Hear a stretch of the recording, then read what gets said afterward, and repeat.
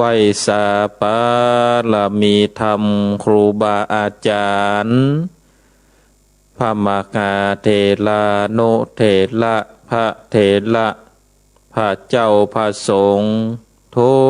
กรูปทุกตนโดยความเคารพขอความสุขความสัสดีเจริญปอนศรัทธาญาติโยมท่านสาธุชนนักศีลนักบุญทุกท่านมาปะกันละเนอมาปะกันแล้วกับรายการมรดกธรรมพื้นบ้านล้านนาดำเนินรายการโดยอัตมภาพพระครูสังฆลักษณอัตรัตนสิริวัดหาริกาลามสันมันนะตำบลต้นทงอำเภอเมืองจังหวัดลำพูนได้นำเอารายการมาพบกับศรัทธาญาติโยมท่านสาธุชนนักศีลนักบุญทุกท่านกันเป็นประจำทุกวันพุธเวลา3:30 นาทีถึง5:00วันนี้ก็มาพบกันในวันพุธที่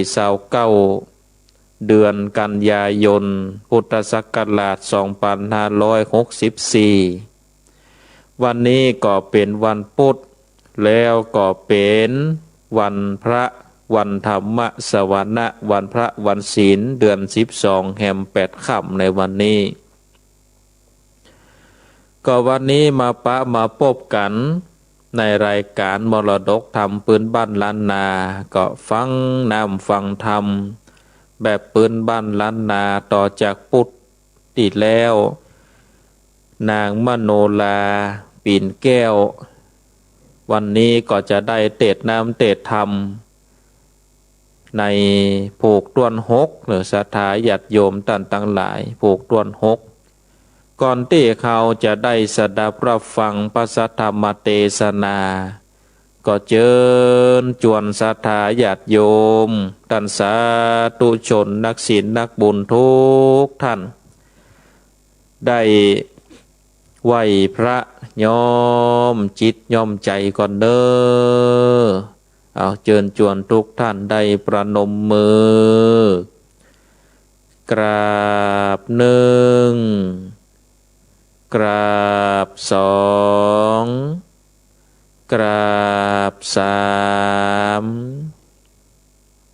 กล่าวกรรมปูชาพระรัตนตรัยพร้อมกันเด้ออิมินาสักกาเลนะพุทธังอภิปูชยามะอิมินาสักกาเลนะธัมมังอภิปูชยามะอิมินาสักกาเลนะสังฆังอภิปูชยามะอะระหังสัมมาสัมพุทโธภควาพุทธังภวันตังอภิวาเทมิกราบสวากขาโตภควตาธัมโมธัมมังนัมมัสสามิกราบสุปฏิปันโนภควโตสาวกสังโฆ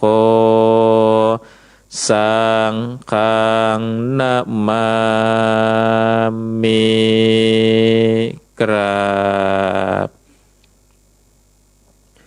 นะโมตัสสะภะคะวะโตอะระหะโตสัมมาสัมพุทธัสสะนะโมตัสสะภะคะวะโตอะระหะโตสัมมาสัมพุทธัสสะนะโมตัสสะภะคะวะโตอะระหะโตสัมมาสัมพุทธัสสะกราบหนึ่งกราบสองกราบสามเอาละศรัทธาญาติโยมท่านสาธุชนเฮาท่านทั้งหลายเฮาได้กล่าวคำปูจาพระรัตนตรัยเป็นที่เรียบร้อยแล้วย่อมจิตย่อมใจเป็นที่เรียบร้อยศรัทธาญาติโยมท่านทั้งหลายเป็นการปูจาพระแก้วเจ้าทั้งสามภาการมีคุณพระพุทธเจ้าคุณพระสัทธรรมเจ้าคุณพระสังฆเจ้าได้เป็นสารณะที่เปิ่งที่ระลึกแห่งเฮาท่านทั้งหลายเอาละเนาะศรัทธาญาติโยมบอกเงือได้เสียเวลาก็เจิญจวนป่อออกไม่ออกศรัทธาญาติโยมท่านทั้งหลายได้ตั้งอกตั้งใจสดับรับฟังพระสัทธรรมเทศนาแบบปืนเมืองเหนือนางมโนลาปิ่นแก้ววันนี้ก็จะได้เทศนาผูกต้วนหกก็เจิญจวนท่านทั้งหลายตั้งอกตั้งใจสดับรับฟังพระสัทธรรมเทศนาเป็นลำดับต่อไป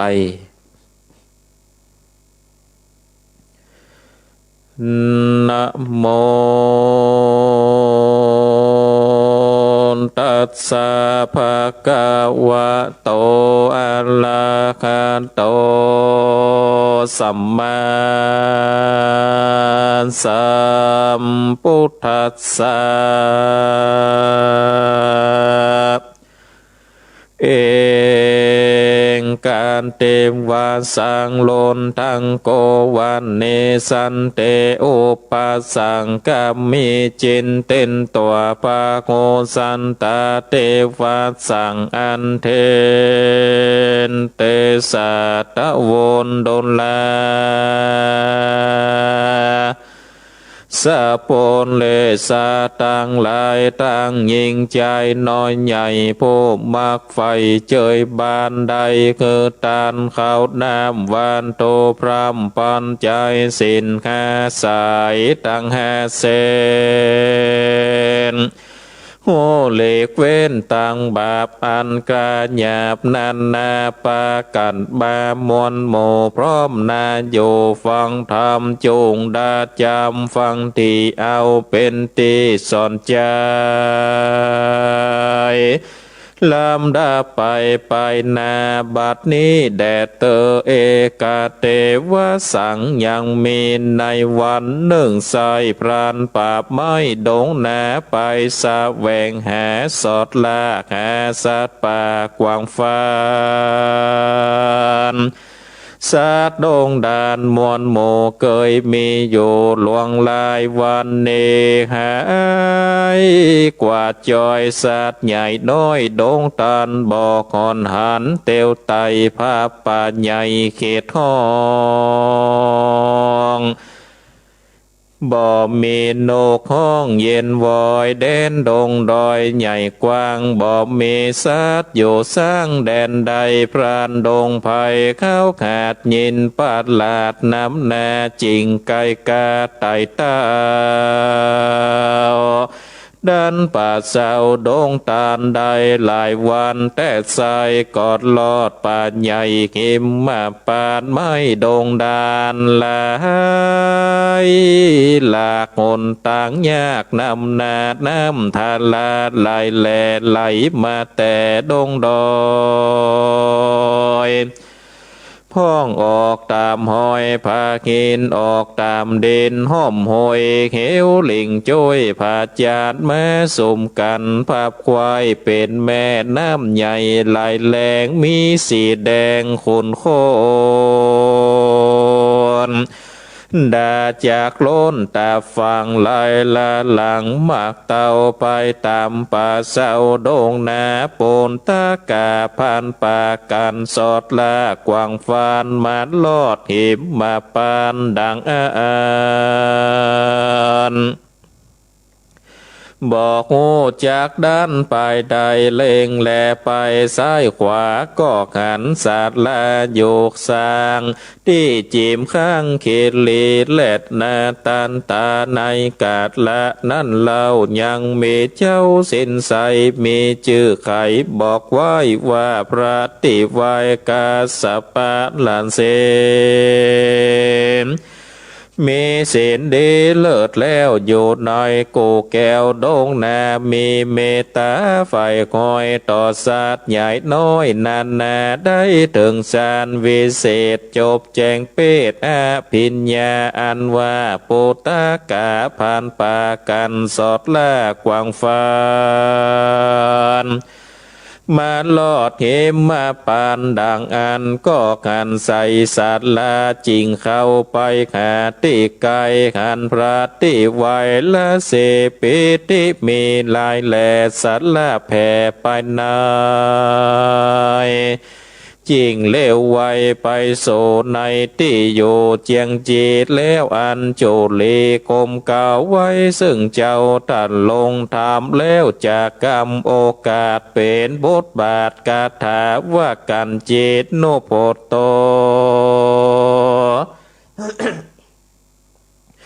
อานามายังโกนสัตลังดังนี้เป็นตนว่าข้าแต่เจ้าโกโต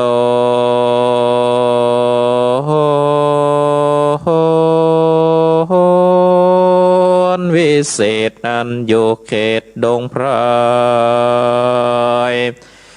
ยังสุขใจข้าเจ้าบอบมนเศร้ามองผ่านโลกาหารผ่านญาติบอบมาปาดกาญญาสัตว์ดงหนาหยาบจ้าเสือมีลาดงดอนบ่อเตียวจอนมากรายงูน้อยใหญ่บอบมากายเหลือบยุงลายเหลือแลบอบมาแว่เบียนคุยหัวมันมีลูกไม้ยังมีไว้ปอฉันจัดเลือเมื่อนั่นเจ้าละสีผู้เท่าก็ตอบกรรมเจ้าไข่ปานว่าเขาอยู่ดงตันปราบไม้นับอ่านใดเมินนานยังเจยบานบอกขาดบอกมีพญาติเบียนตนสัตว์ภายสนหยาบจ้าบ่อสอดล่าเบียนคุยเหลือบยุงมีบินสวานบอกไงลานมาขาจุมพาลาโลกไม่มีบ่อไรดงตานยังปอสันต่างข้าวว่าแต่เจ้าหนุ่มนาวแดนไก่ด้านดงไพรมาสู่ในที่อยู่เขาลาเจ้าผาทานนาไข่ใดเลอมักไฟงานใดบ้านมีไหนนั้นเล่านามแห่งเจ้าชื่อสังจาจุงไข่จามบอกกล่าวเฮอคู่ข่าวตามมีบัดนี้แดดเตอตังสุดตัวรนทะโกอาคาเมื่อนั้นโลทากาพรานหนุ่มเนากันละสีเจ้าจะทำก็ขายกรรมงามตอบทอยด้วยกรรมอ่อนอ้อยปิญญาวาคานินนาเจอลูทากาพันป่ามักสอดลากวางฟานอยู่ดงดานเกตเต้าแห่งแผ่นเด่นดาวอาเตจาวงศามีปิญญาจื่นจอยที่ขันเจ้าหยอดซ้อยตันลงทำอยู่ดงดำปากกว้างบ่อไฟอ่างเครื่องเกกิจจะข้ามีหลายหลากขอข้าจากตันเจ้า แอวป่าเศร้าดงดอนแม่นเตียวจอนลาสอดบ่มวยมอดมอนลันนาจากมาสากมเก่าไว้เต้าเจ้าตันลงทำผ่านดงดำกล่าวแล้วก็ไว้ตนแก้วลานสีรีบลานหนีบายนาเตียวเข้าป่าหายไปก็มีขั้นแลดนาอาทาในกาดละนั่นเล่าพรานหนุ่มนาวปนตากาดันดงนาลาสอดก็โพดไปลอดสวนอุยญาณมีดอกบานยาหยาดวันนาจาดลายสีเขียวขาวมีลายแลเหลืองแดงแผ่ใหญ่ใหญ่กินหอมไก่ลดเหล้าเต็มตัวเต้าในสวนเป็นข้าบวนอย่าถอยดูเรียบร้อยงามตาดังคนมาแต่งไว้ดวงดอกไม้ดงดานผงพ่องบานเป็นจีพ่องบานเดคอยย้อยมีบอดน้อยในดงพองเล่นลงลายแหลมีจุกแง่ดงไพรทัดนั่นไปแถมเล่าพรานนมเนาดงตันก็ภายผันเตียวไตไปสู่บกใหญ่การล้านเนจะโตลาดมีสีแจงดังคนแต่งแปลง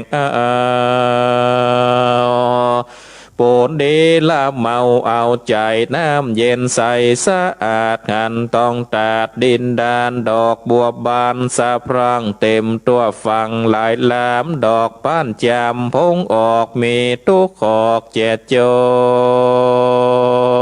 น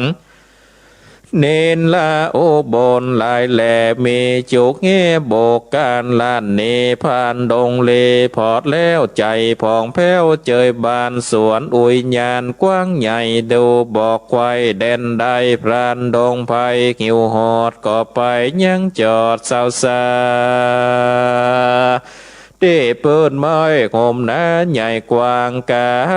งตาตั้งหิมมาปานก็มีคันแล่นนาอ่านว่าในเถื่อนทองหิมมาปานนั้นเล่ายังมีเต้าเจ้าหอใจมีนามมาไข่บอกไว้ว่าโต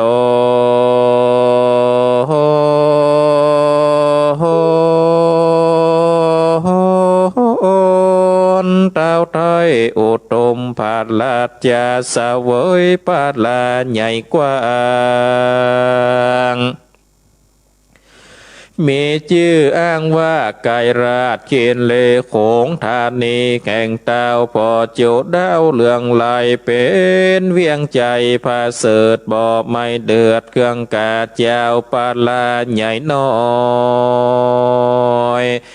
อยู่เจือนจ้อยเจยบานสุกสามลานตัวดาวย้อนเตจากแห่งเต้าขอคำตัดลงทำมันเตียงบ่บิดเบียงเฟื่อนไหวอยู่ใกล้ไก่มวลโมไหลมาสู่ตังวันพ่องปาการแอวกาพ่องแอวกว่าได้โคตรยิงใจลาดบอกงูขาดวันใดบ่มีภัยใจแยบคมขาดนาเปลี่ยนคุยโขงปุลีแห่งเต้าโศกควายดาวอาณาคนได้มากันใส่ก็มีใจไฟยินดีบอกให้หนีคืนสู่ในที่อยู่เมืองตนและนาอันว่าพาญาอุตมผาลาดนั้นสาย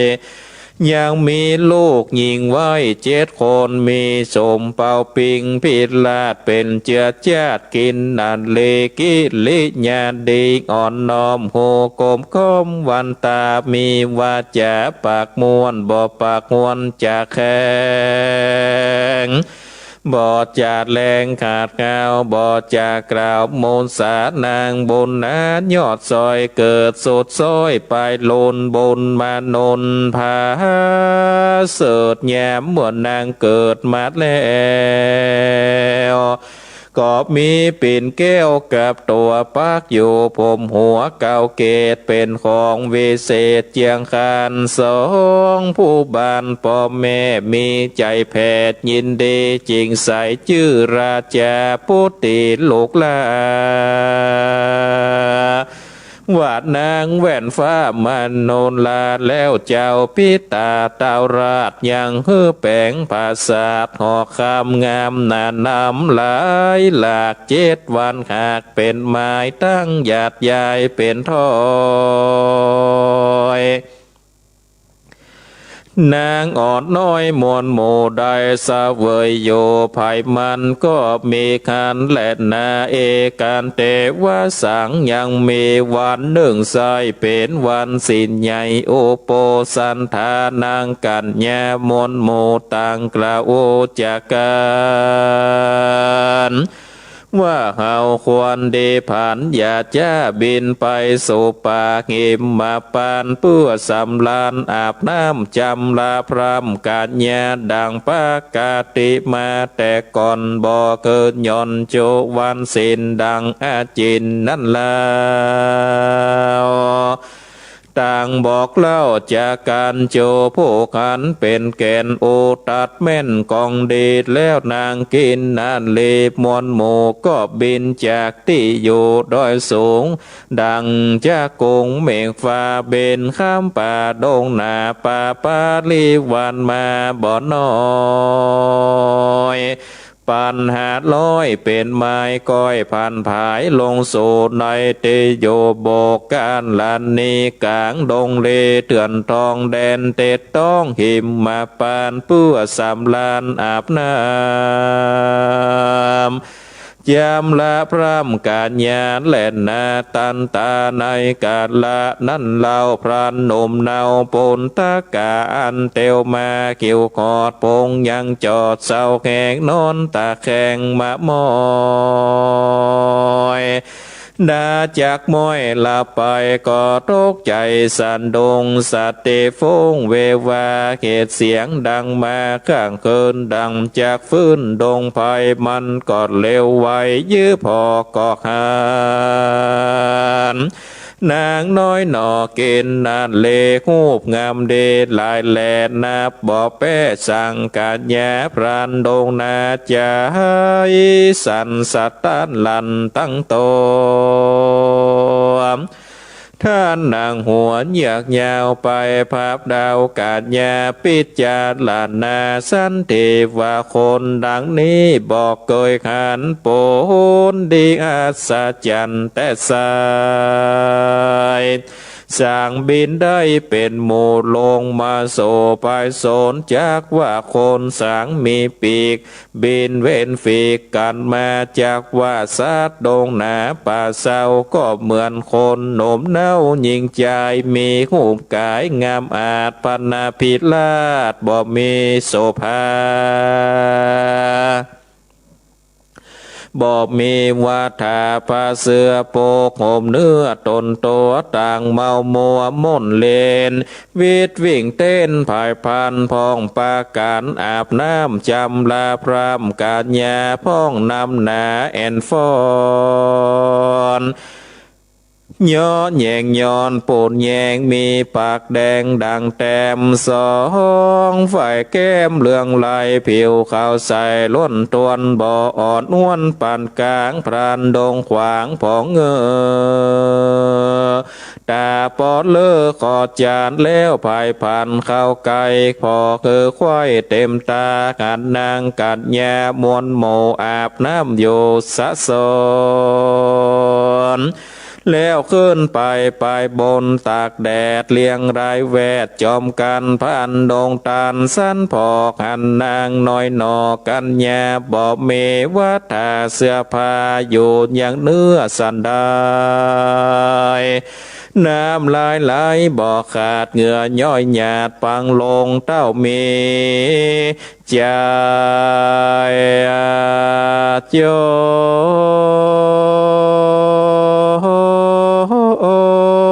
งคือสอดขันนิ่งลอดในใจเถิงกำไขแต่ก่อนเจนปูมอนเป็นตาเล่าสืบมาแต่เนินว่าในท้องเตือนไปโซนเตี้ยงมีคนจำพวกหนึ่งหากบินได้เหมือนนกกาโบราณนัดจากกล่าวเจ๊แก่หากมีแต่ตามกรรมอันคนนั้นนำนิสัยมีชื่อไว้ว่าเกณฑ์นาเลกหากยังมีอยู่สร้างในปากกว้างแดนไกลบ่มีไผไปลอดหรือไปสอดแสวงหาเหตุอยู่ไกลตายิ่งลำไปหลอดทำหิมมาปานก็มีกันแหล่นนาเมื่อนั้นพรานดงดานหนุ่มเนาเกิดใจเล่ากาดนิ่งหมายว่านางตั้งหลายนิสัยหากกูได้นำไปถวายนอหอใจน้อยนาดโยดองอาจโสตาหน้ากูมานนอตาดลงยานบนกวางเตี้ยงสมฝ่ายอ่างเตรียมตานพานดงตันเกิดแล้วใจผ่องแผ้วยินเดอันจากเอาเกณฑ์นาลีนอนเนาไปถวายเจ้าโซนตาหน้ากุมารอันเป็นผู้บานเจ้าจ้างในเมืองกว้างโอนตัดละนากรพานดงดอนเท้าขาดกาดนิ่งขวาดในใจว่าจากเงียสันใดนั้นเราได้นางนอนเนานิจาหาเข้าลาเข้าไก่นางป่าไม้ดงตาลจากปาการสานดงสาเตฟงนิไกสุติไก่บอดยาเข้าป่าดงดานแถมประกาศหนึ่งเล่าตัวนิตเฮานิเต้าตัวเดียวบ่มีเกี่ยวกู้ปองในเตือนท้องดงไพรอาวุธใดนั่นใส่บ่มีไว้เตรียมตนกวนเข้าผันไปสู่ในที่อยู่ละเส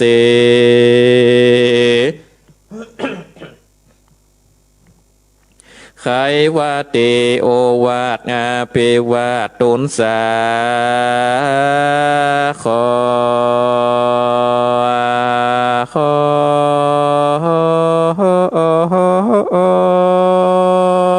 ท่านแจมบอกจีหัวที่ต่างอ่าวนางนงเหล่าหนุ่มเนาไปถวายขอเจ้าขอใจดังกึดใจว่าไวสมใจไฟโจประการผ่านดงดานบอดจ้ารีบเตียวลาดป่าไปสู่การหลอดที่อยู่อาสาหลมแห่งเจ้าศีลอุดมผู้ใหญ่ยอมือไวจะตามโดยกำงามอ่อนอ้อยเป็นบาทถอยกาถาว่าปัจจามิตวังตันทาพันเตดังนี้เป็นต้นว่าข้าแต่ตนบนมีข้าดันดงเรไปสู่ในที่อยู่หิมมาปานหันสวนอุยญานก่อนกว้างใหญ่งามอาจอ้างเหลือตาดังคนมาแต่งไว้ต่างน้ำใหญ่โบกกัลนีมีกินนันเลมวนโมบินลงโสตัดลาบจำละอาบกาญญาดุราตาภาษาติไวขาดนี้ขากใดนักนาดไปถวายตาราชหอใจจากเงียสารได้นันเล่าคือได้นางนอนเนาเกณฑ์นาเลปอดลาสีบุญใหญ่เมตตาไฟคุณนาไขขีญาบอกเล่าคือโคเก้าแนวแดดเติบเหมือนนาน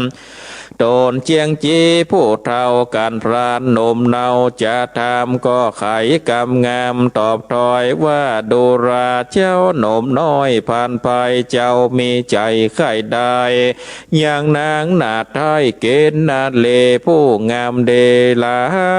ยหลากหันจากยากนักหนาอันว่าจุมสันตาบวงกอง อันมีในแห่งห้องเมืองคนโจมเวทมนต์วิเศษหรือศาสตราเพศมนต์ญาณบ่อาจขยับมันมาได้จะเปรียบไว้โอปมาดังเดขาอ่อนน้อยให้สาซอยเกินวันอยากได้พระเตศพระจันอยู่ฟ้าบ่อาจได้กว่าสันได้อุปมาดังนั้นใส่เต่าเวทไว้นากะบ่วงบาทจริงจักได้นางน้อยนาดเกณฑ์นานเลนานแลนนาเมื่อนานโปนตากาผ่านป่านมเนาก็ถามตั้นเจ้าลานเสกงานว่าบ่วงบาทเดวิเศษมีอยู่เขตแดนใดอันอยู่ไกลนั้นเราขอ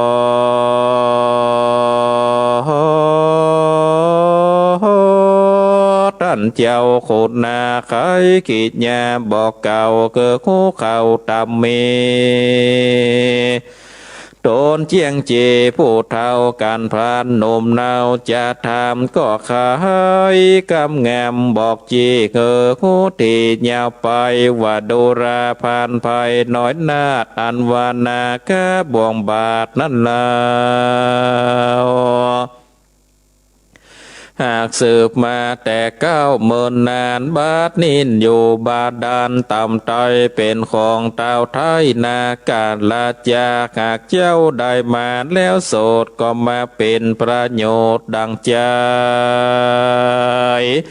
เจ้าสินใสผู้เท่าใดบอกเล่าไข่ปานผ่านดงตานโหดแล้วก็มีใจผ่องแผ้วเจยบานย่อมือสั่นกลมเกาไว้ซึ่งเจ้าลานเสรีปราณีบอดจ้าเตียวเข้าป่าดงไผ่เต้าไม่ใจไปสู่ในที่อยู่โบการลานนีที่เจ้าโปลีหนักน้ำอยู่สร้างพร่ำไปในกันว่าไปหลอดแล้วที่สะแก้ววังทานพรานดงดานดมเนาขาดเน่งเล่าในใจว่าจากเงียสันใดนั่นใส่ที่จากเงือใดบ่วงบาทจากตาวราชนากาอันว่าตัวเกาลาเมื่อก่อนก็เคยไปสู่บ่อนบาดาลโตโห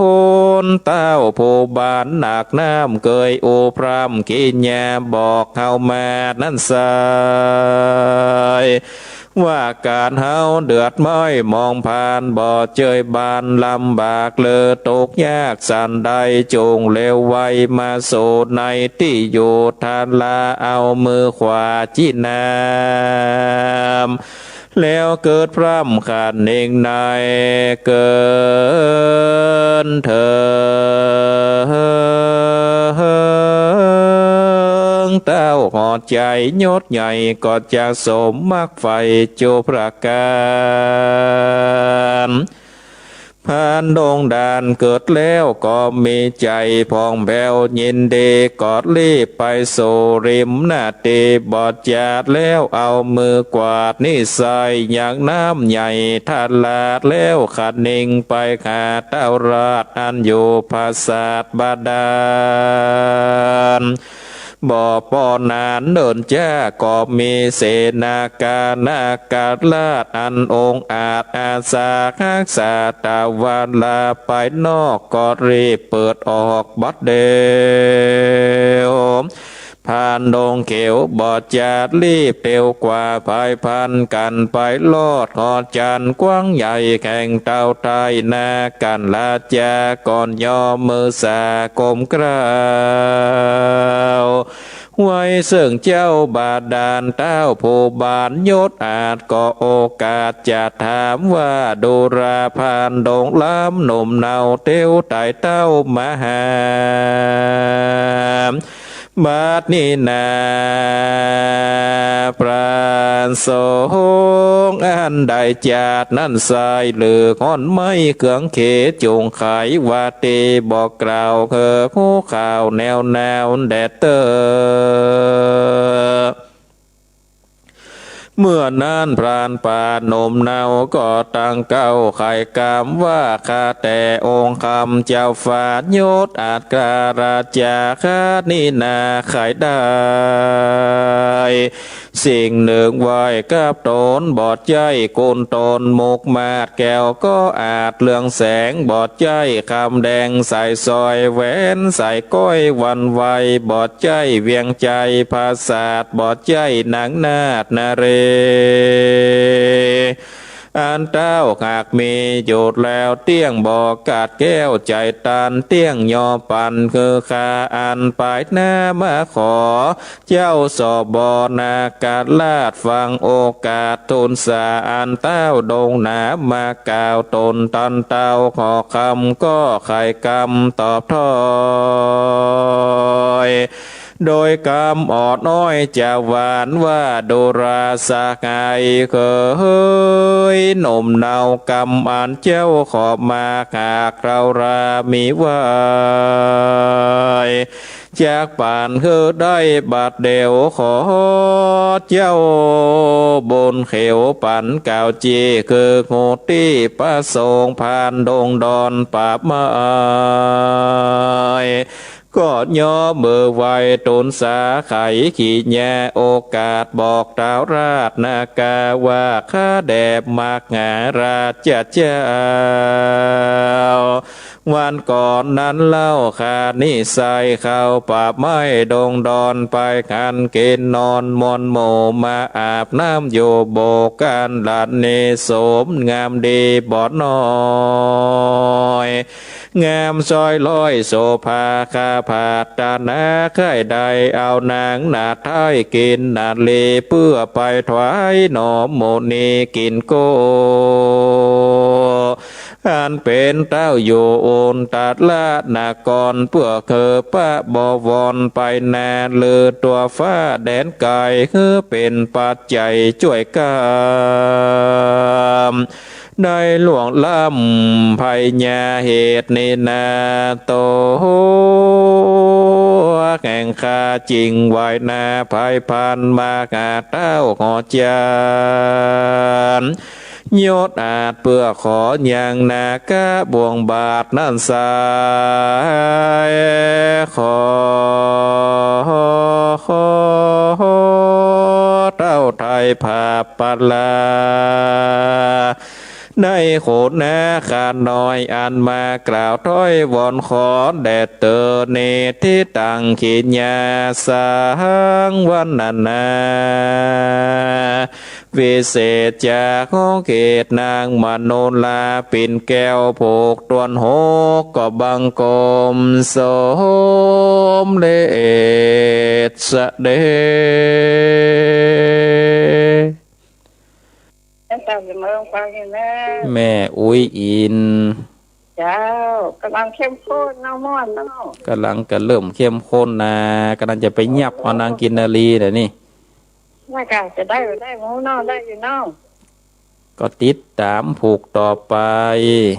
อันน่าจะช่วยอยู่เนาะกรณากาเจ้าเอ็นดูขนาดลูกเปลือกไม้ก็มีเนาะมีสะปะสะปันมันแต่มันว่าเจ้าไว้ตานะเจ้าสาธุโมทนาจะไปวัดอยู่นะเจ้าสาธุฮับสายต่อไปมีก็เข้ามาเนอะตะกี้กดหลำไปกำเจริญปอนจากทางใดแม่น้องตัดจ้างเวียงหนองล่องเจ้าตัดจ้างเวียงหนองล่องว้าวทำนึกเหมือนเนาะม่วนดีก็ฟังกันไปเรื่อยๆเนอะจัดพอดีวันศีลนี้เนาะนั่นน่ะกะวันพระวันศีลก็ไปฟังที่วัดต่อบุญรักษาเนอะหับสายเจริญปอนก็ชิดเด้อก็ชิดทางก็ชิดหยังปวนชอบผม โอ้กำลังเข้มข้นเนาะ กำลังเข้มข้นตัดพริกอยู่ก้านี่ ครับผมลูกไม่3 โมงนะ เอาลุกมา3 โมงแล้ว เออติดตามเงินได้ครับพระโคเลย สาธุฟังกลับไปเรื่อยๆนะพ่อเนอ ครับผม บุญรักษาเนอ ครับ อ้าวหับสายเจริญปอน เจ้าพระครู จากต่างใด จ้างเนี่ย แม่เพนแม่เพน จะจ้างมาเพียงร้องเนาะชัดเจนเลยท่านพระครู ชัดเจนเลยเนาะ จะหามขมวดได้ท่านพระครูได้ ม่วนก็ฟังกันไปเรื่อยๆนะ ความเกิดเทศครูพูดเจ้า สาธุโมทนา กำลังจะเจ้าไม่สาเจ้า สาธุอ้าวหับสายสุดท้ายเจริญปอน ไม่สาเจ้า จากต่างใด จากที่นอนที่ฝั่งเจ้า จากมันแม่นวล ไม่นอนที่เล็ก อ๋อแม่นวลอำเภอฝางเนาะ บัวค แม่บัวค ำเจ้า ำอ๋อแม่บัวค ไม่นอนที่เล็กฝั่ง ำอ๋ออยู่ฝางเนาะ เจ้าเจ้า ชัดเจนดีเนาะแม่เนาะ เจ้าฟังธรรมกับเจ้า สาธุโมทนา เจ้าไม่สาเจ้า ขออนุญาตยกหูก่อนเด้อศรัทธาญาติโยมขออนุญาตยกหูก่อนเนาะเวลาก่อนไหลหลังมานี่แล้วนะยกหูก่อนยกหูก่อนขออนุญาตยกหูก่อนเด้อก็มาสรุปสายก่อนเนาะศรัทธาญาติโยมวันนี้ก็รับได้15 สาย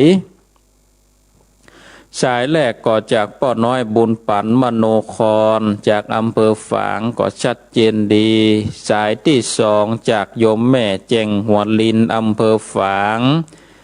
สายที่3จากหนองบัวชัยปราการสายที่4จากป้อบุญมีเมืองกลางสายที่5จากแม่วางสายที่6จากป้อบุญตันเจดีย์3 ยอด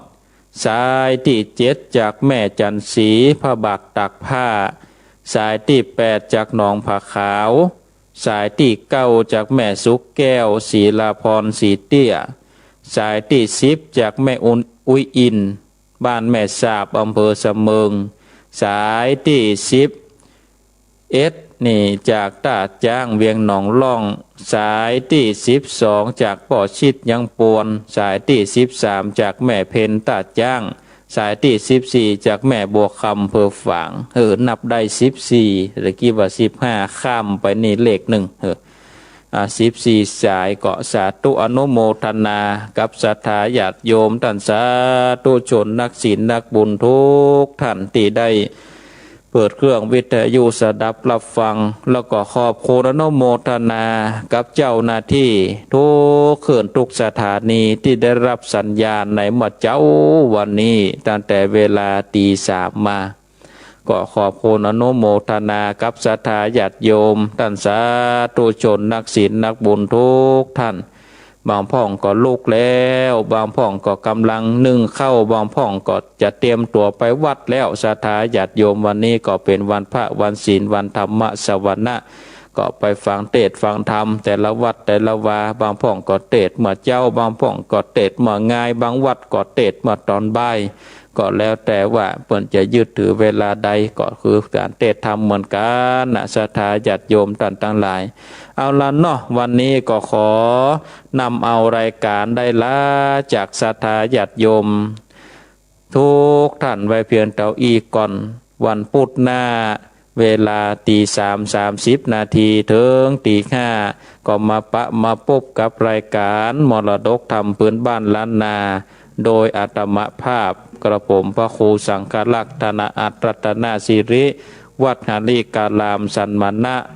ตำบลต้นทงอำเภอเมืองจังหวัดลำพูนวันนี้ก็ขอนำเอารายการได้ละจากศรัทธาญาติโยมท่านสาธุชนพุทธบริษัทต่างหลายไว้เพียงต่ออีกก่อน บุญใดกุศลใดที่ศรัทธาญาติโยมได้กระทำป้อมเปงมา